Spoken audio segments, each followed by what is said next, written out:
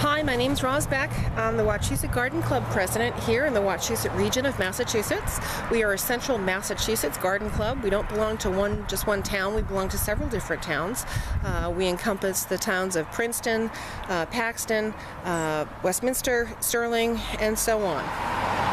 Please forgive all the noise here. I was set up for planting this morning and I was planting my strawberry containers, and I figured I'd show you guys how to do this so that you don't damage plants. So I was already set up out here and so everyone's going by my front and they might stop and say hello. So please forgive me. The audio is probably going to be a little bit crappy as well, but I think the information's worth it, so I hope you hang in there with me.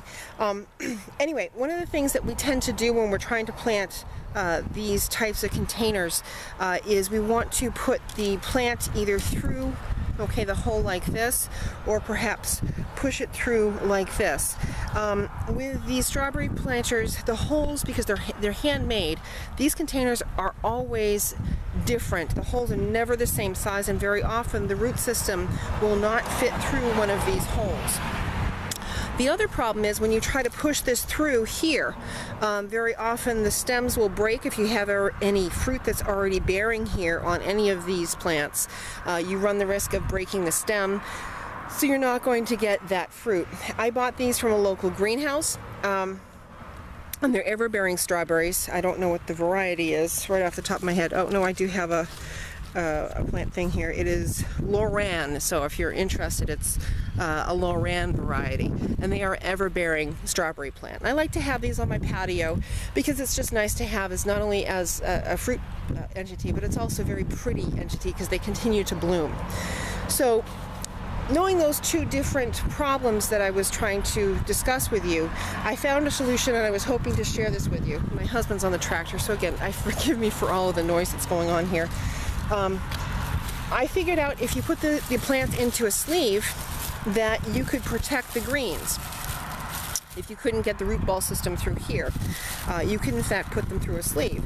And the way that I made a sleeve was taking something you probably already have in your house today, and it's a cheap sandwich baggie. This is the type of sandwich baggie that you would take the top and you would fold in on the sandwich. What I'm going to do is I'm going to punch out the bottom. Okay, stick my hand through the baggie, into the baggie, and punch out the bottom, and essentially rip the bottom out of, that sandwich baggie. So now I've created a sleeve, and this sleeve is going to protect our plant. Watch what happens. Okay, I have my hand through the baggie, I take the plant in my hand, and I pull the sleeve over the plant. Now I put the folded side of the baggie towards the top of the plant so that I have a little extra room in case some of the plants are taller than what I thought that I had, because they come in kind of small, and every so often you get a little rebel that's a bit taller than everybody else. So what I'm going to do now is, now that I have a sleeve, and it's covering half of the root system, it's not really covering the whole thing, it's just covering some of it, and the roots I'm not really that concerned about.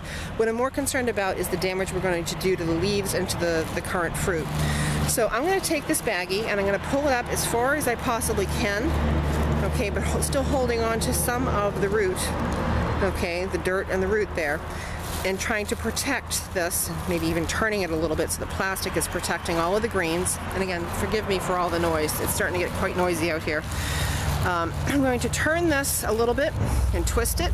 I'm not going to wrench it, we're not going to damage the plant. We just want to encompass the greens very gently so that we can get them through the hole. So I'm going to take the plant and I'm going to put the plant down greens first. I'm not going to put it root ball first. I'm putting it greens first, down, the top of the container. And then I'm going to reach for not the plant but the plastic with my other hand. And I'm maneuvering the plant through this hole. And you can see how this is protecting the plants. I don't have any broken stems, I don't have any broken fruit.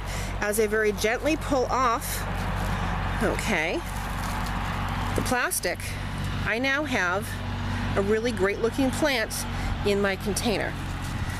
So that's how you maneuver your plants into terracotta containers. I'd like to thank you very much for watching my video, how to plant your plants into the strawberry terracotta planters. Again, my name is Rosalind Beck. I am the president of Wachusett Garden Club. I hope to see you maybe perhaps soon at one of our events. For a list of our events and more information about our club, including our scholarship and our scholarship application, please visit WachusettGardenClub.org. Thank you.